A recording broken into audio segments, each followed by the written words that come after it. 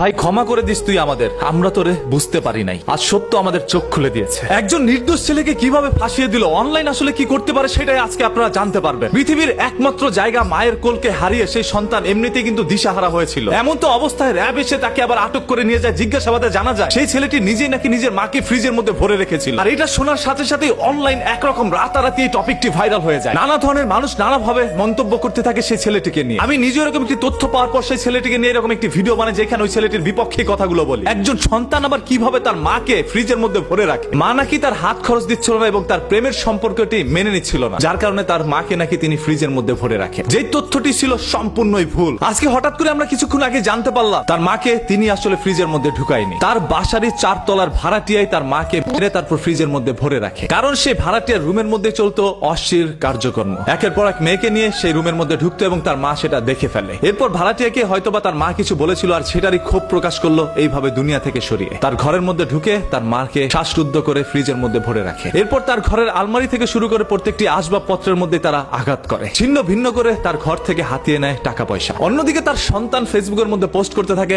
আমার মাকে হারিয়ে আমি একরকম দিশেহারা। তিনি নিজে আবার আইন শৃঙ্খলা বাহিনীর আশ্রয় নেয়। আইন শৃঙ্খলা বাহিনীকে জানায় আমার মাকে কে যেন ধরে নিয়ে গিয়েছে। তিনি তখন নিজেও জানতো না তার মা কোথায় রয়েছে। পুলিশ এসেই তার ঘরের মধ্যে তল্লাশি করে ডিপ ফ্রিজের মধ্যে তার মাকে খুঁজে পায়। এরপর সন্দেহজনক ভাবে তার ছেলেকেই নিয়ে যায় ধরে। একরকম জিজ্ঞাসাবাদে র‍্যাবের কাছে তার সন্তান সবকিছু নাকি প্রকাশ করে দেয় যে নিজের মাকে নিজেই নাকি ডিপ ফ্রিজের মধ্যে ভরে রাখে। আর সামাজিক যোগাযোগ মাধ্যম যে কতটা ভয়ঙ্কর, একজন নির্দোষ মানুষকে কিভাবে দোষী সাব্যস্ত করে সেটারই বাস্তব প্রমাণ এখন মিলেছে। হ্যাঁ, এরকম ভাবে আমাদের বাংলাদেশের অসংখ্য মানুষকে কিন্তু রাজাকার হিসাবে আখ্যায়িত করে এই দুনিয়া থেকে বিদায় করে দেওয়া হয়েছে। সেইগুলো আপনাদের সামনে একের পর এক ভেসে আসবে। আপনাদের সবার কাছে একটা বিনীত রিকোয়েস্ট করবে, এই ভিডিওটি তাড়াতাড়ি শেয়ার করে দেন যাতে করে প্রত্যেকটা মানুষ জানতে পারে এই ছেলেটি আসলে নির্দোষ। হ্যাঁ, তবে কোনটা সত্য কোনটা মিথ্যা এখন পর্যন্ত কিন্তু ভাই আমরা কেউ ক্লিয়ার নয়। আবার দেখা যাবে যাদেরকে এখন সন্দেহজনক ভাবে ধরে নেওয়া হয়েছে এরা আবার দেখবেন এক পর্যায়ে গিয়ে বলবে ভাই আমরা তো মারি না, মারছে আরেকজন। তারপর এরাও আবার নির্দোষ প্রমাণিত হতেও পারে। তাই কোনো কিছু সম্পূর্ণভাবে জানাজানি হওয়ার আগেই সেটা নিয়ে নিউজ না করাই ভালো এবং আইন শৃঙ্খলা বাহিনীরও আরো কিছু সময় নেওয়া প্রয়োজন। আজকের সাংবাদিক এবং আইন শৃঙ্খলা বাহিনীদেরকে নিয়ে কমেন্ট বক্সের মধ্যে অন্তত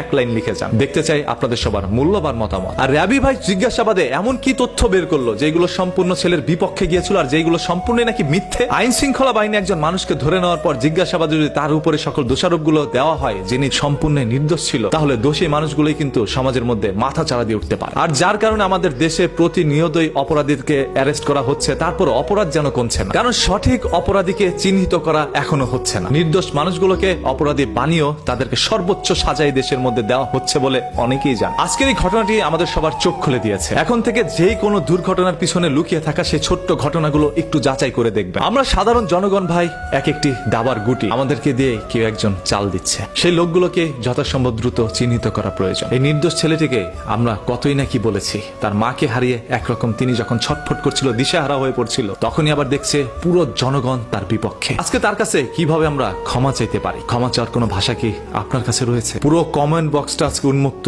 এবং আপনাদের সবার কাছে একটা রিকোয়েস্ট, এই ভিডিওটি শেয়ার করে দেন যাতে করে সত্য তথ্যটা মানুষ জানতে পারে।